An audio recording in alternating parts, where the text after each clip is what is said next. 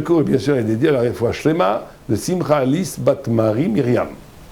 L'écologie après la Torah est une chose incroyable qui m'a frappé. C'est que quand on lit Rashi, par exemple, dans Ktuvot ou dans d'autres, il y a plein d'endroits où la Torah est dans la Torah elle-même, où on parle d'énormément de mitzvot, de prescriptions qui obligent à des activités écologiques. Je vous en donne 3-4 exemples, mais il y en a des dizaines. Par exemple, on est obligé dans une ville, dans un programme urbaniste, de mettre une bande d'au moins 1 kilomètre de large, qui est énorme, de jardins et de forêts qui entourent la ville, pour que les gens puissent aller se promener et communiquer avec la nature. On a une interdiction, par exemple, de polluer par les détritus dans les rues en été. Absolument interdit. On a l'interdiction de détruire les arbres. C'est un lave de Baal Tashrit, un lave de Raïta. On a une interdiction absolue d'exploiter les animaux de façon à les rendre victimes, à les faire souffrir. C'est Tsar Balechaim qui est, d'après beaucoup de vues, dans la Midoraïta, et en tous les cas, une interdiction de la Torah elle-même, de Dieu lui-même. Certains disent que c'est des rabbinim, des rabbins, mais ça n'en reste pas que c'est une halakha. Et donc, vous avez énormément, il y a d'autres prescriptions incroyables. On n'a pas le droit, bien sûr, de jeter des déchets dans l'espace public, dans la mer, ce que font d'ailleurs énormément toutes les...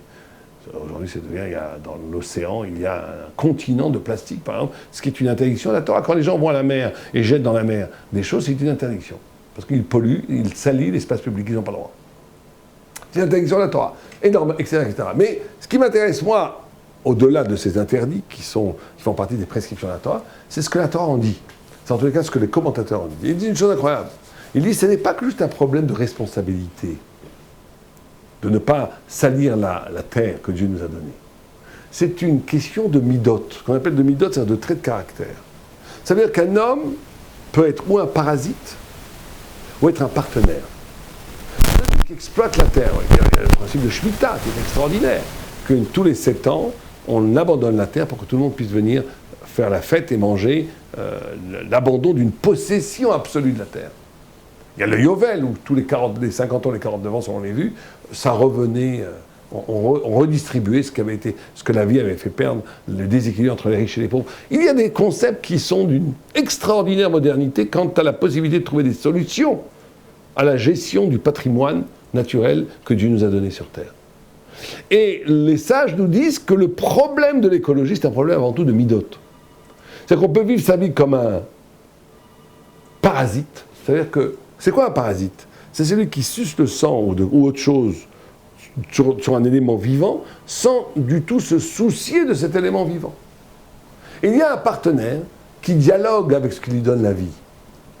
Et ça, c'est une autre attitude de responsabilité. C'est beaucoup plus que la responsabilité. C'est en vérité un contrat presque naturel que la Torah nous ordonne d'avoir avec l'environnement, qui nous demande d'avoir un respect mutuel qui se conjugue avec une résonance. C'est avec une fait de pouvoir communiquer avec le monde. La notion de résonance, elle est fabuleuse, elle est partout dans la Torah. Elle est le fait même de pouvoir entendre ce que le monde nous dit.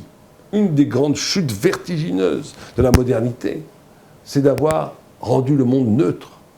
La philosophie occidentale, la pensée occidentale est une pensée qui est complètement centripète. Ça veut dire c'est l'homme qui est la mesure de toute chose, comme disait Protagoras.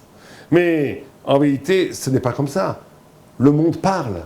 Le monde nous dit des choses fabuleuses. Et tu as des choses à dire au monde. Il y a un contact à avoir. Et donc celui qui... C'est en vérité une question de trait de caractère, de midot. Je ne trouve pas la traduction en français de midot. Mais c'est fondamental. Midot en hébreu, ça veut dire être le juste ou l'injuste. Être un salopard ou être un mec bien, en gros. C'est ça. Alors on peut être un mec bien. C'est-à-dire quoi? Ça veut dire que tu peux être un salopard. Comment? Je suis un parasite. Je mange, je jette. Je m'en fiche complètement. C'est-à-dire que je suis là pour exploiter la terre et la détruire en l'exploitant. Ça, c'est un salopard.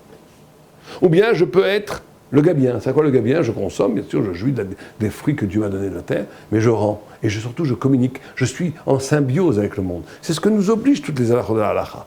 Et donc ce souci écologique, c'est pas du tout un souci de gauchiste, antisémite ou antisioniste, comme on a l'habitude de voir, c'est une prescription thoraïque fondamentale.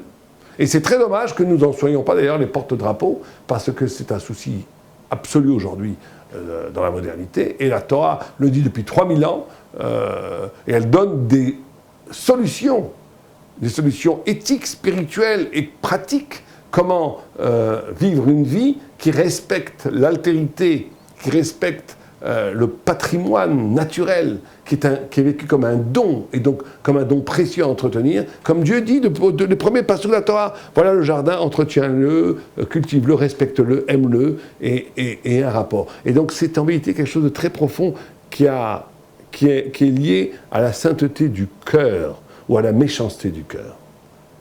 Amen, Yamin.